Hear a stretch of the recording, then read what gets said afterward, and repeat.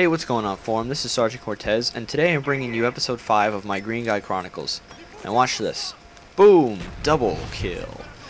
That technique always works if you throw it at the right time, and I managed to pick up 2 kills afterwards. And I'm guessing someone had Flak Jacket because they were still able to capture the C flag. But usually, no one has Flak Jacket, and that is able to clear off C. And that way, no one's taking it, so that my team can push up, take B with very little resistance, and maybe even take C and recap from the beginning of the game. And now you already see that I already have an SR-71 because I was able to push up after I threw the Semtex to clear off C and basically mop up any stragglers. So the kill streaks I'm running today will be Spy Plane, Napalm, and Blackbird, and that's typically what I run, somewhere around the lines of 3-5-8. Usually I run now 3-4-8, which will be Spy Plane, Counter Spy Plane, SR-71, but you know, sometimes I change it up. I only really run the very selfish kill streaks, as I call them, when I'm with a team of formers. And you see here, this just cuts because it was a host migration, so I had to record 2 separate games. But then I pick up right where I left off and start with a triple kill to start this streak. Now today I want to talk about flanking and using your perks to your advantage.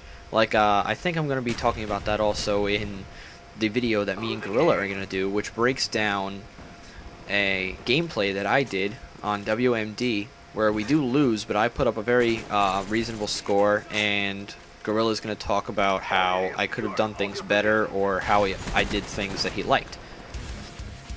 So now I've got another napalm, and I'm going to use it to put, I think I'm going to put it right over the middle of the map, which don't ask me why. I'm looking back, that was a pretty stupid idea.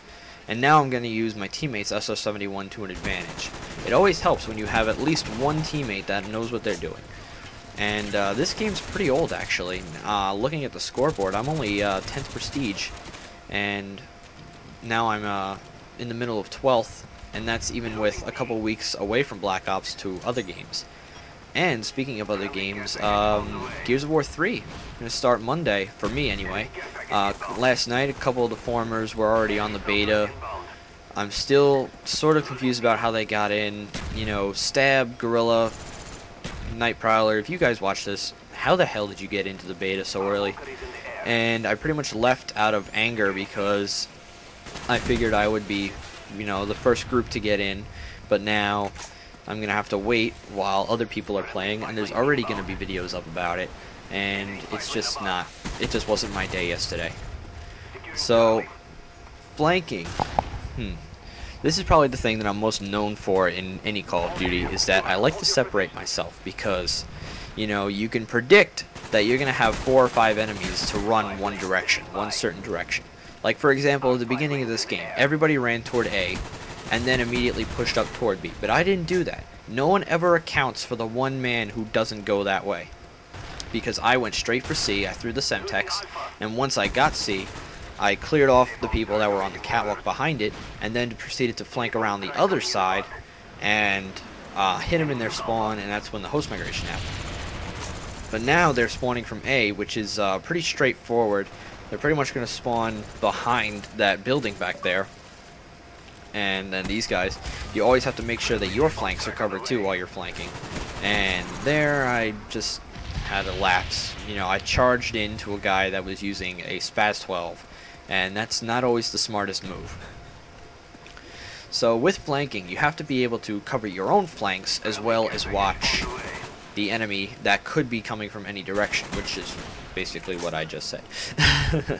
Anyway, having Twitch reflexes is probably the greatest asset to being a flank player, where you have to be able to react in a fraction of a second, and that's what I think separates the better players, most of the formers, from just randoms. And this is what I get for camping. Every time I try to camp, even if it's for 5 seconds, as soon as I break cover, something like that will happen to me, and I'll die. Maybe it won't be a grenade, maybe it'll be a missile or something. You know, that happened to me a lot in Modern Warfare 2 with like Predators, where I'd hide in a building to reload and just gather myself. I'd run out, and then I'd get hit with a Predator or a Javelin or a noob tube, that whole thing. But now we've pretty much got him trapped, still at A.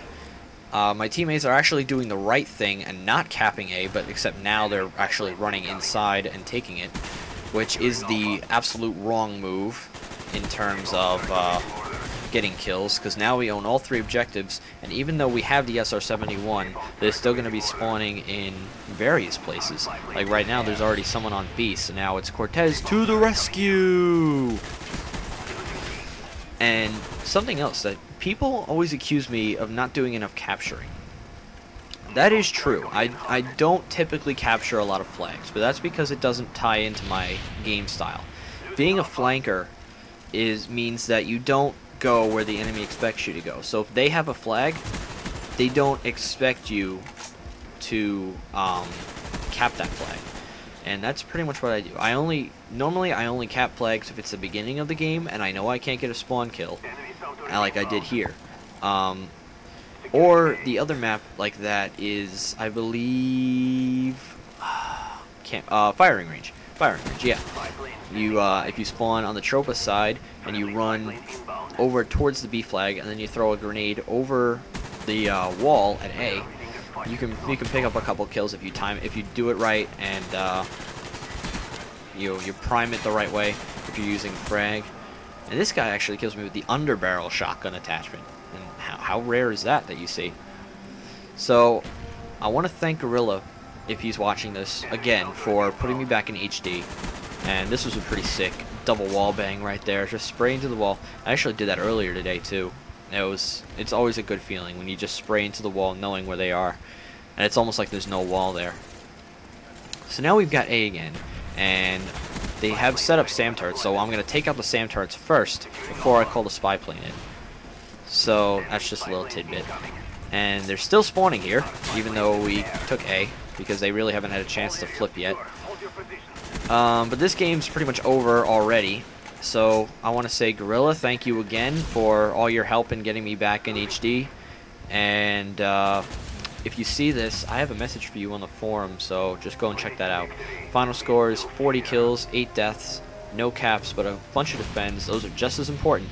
This is Cortez reminding you to run with the public once in a while. You might just get the right shade of green.